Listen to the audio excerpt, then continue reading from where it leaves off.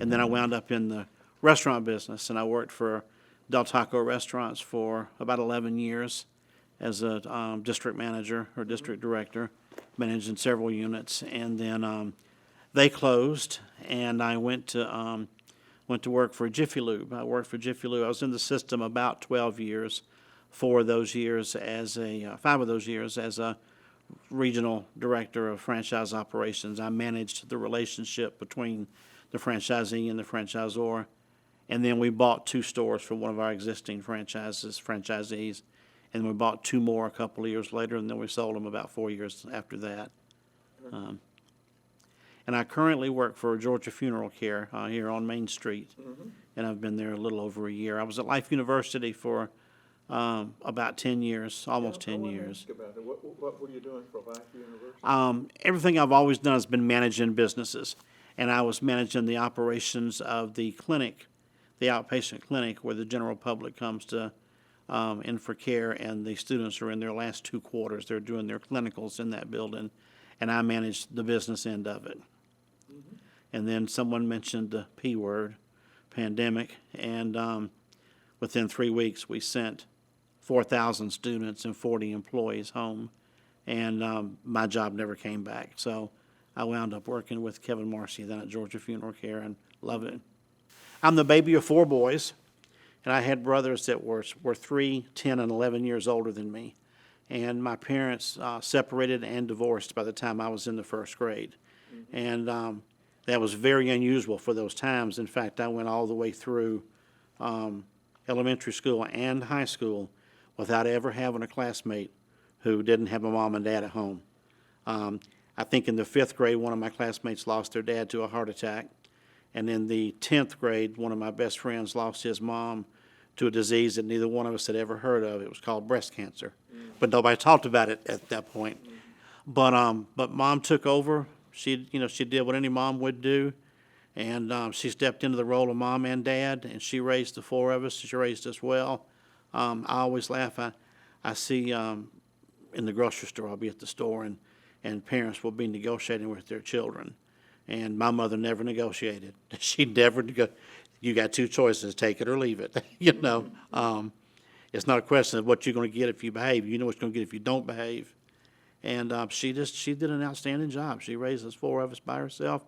And part of that was she worked all day as a bookkeeper 5 days a week, and she cashiered 7 nights a week in a drive-in movie theater for years and years. But I ran and didn't make it, and ran again and didn't make it, but finally I did. Oh, when did you first run? I ran in 2004. So you'd only been here 4 years? Only been here 4 years, yeah. Okay. Yeah, and that was soon for a little small town, but we never felt anything but welcomed.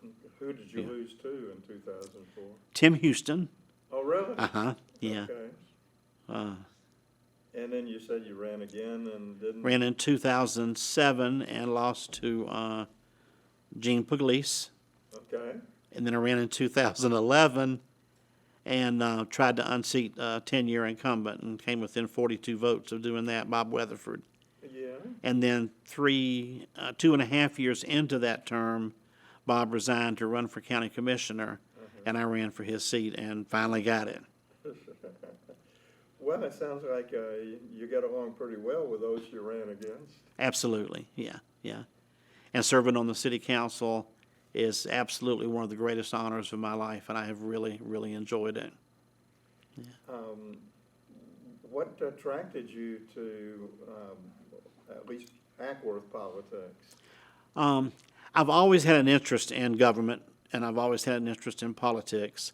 And my wife's father, my father-in-law, was one of the greatest men I've ever known. I only knew him for 9 years, but before he passed away.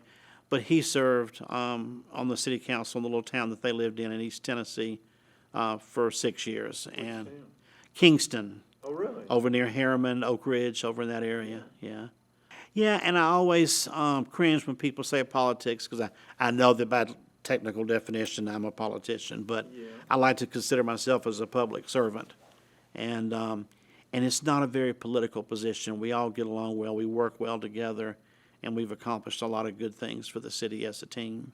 I wanted to ask you about that because it does seem from an outsider's perspective, that you all got along unusually well, even though you've got a pretty diverse, fairly diverse, I mean, you're all male, but you're still different personalities, and you seem to get along well. How did that come about, or do you think that's typical? No, it's not at all typical. And we do get along well. That doesn't mean that we don't disagree. It means that we have agreed that we won't disagree in public. We don't blast each other on Facebook. We don't air any dirty laundry on Facebook. We talk about it. We rationalize. We try to reach a consensus, and usually we do. Every now and then we'll see a 3-2 vote or a 4-1 vote, and I always remind everybody that that is perfectly healthy. That means that our system is working the way it was designed to work. But for the most part, we work at it until we come to something that we can all live with and all agree with. And I'd have to say a lot of that is the result of Tommy and the effort that he puts in to keeping the conversation going and trying to reach a consensus. And usually we're able to, but we do get along very well. So you're really saying that the decisions are made before you get together and in a meeting of the Board of Aldermen? No, not at all. We have work sessions the Monday of each week before, like this week, we'll meet tonight, Thursday night, but we had a work session on Monday, and we'll sit there and it'll be whatever we're looking at, a subdivision or whatever. And, some people will like it and some people won't. We'll talk about, well, what would it take. Had one recently that was a large subdivision that was fairly controversial, and I couldn't support it because most of the houses had one-car garages. And I know that one-car garages mean one-car driveways. And I know that one-car driveways means cars on the street. Mm-hmm. And so, that was my opposition to it. And when the ultimate question came, what would it take for you to support this? I said 2-car garages on every house. And we were able to get that, which was a good thing for the city because the one-car garages and one-car driveways are just not. Mm-hmm. They're not in the best interest of anybody. So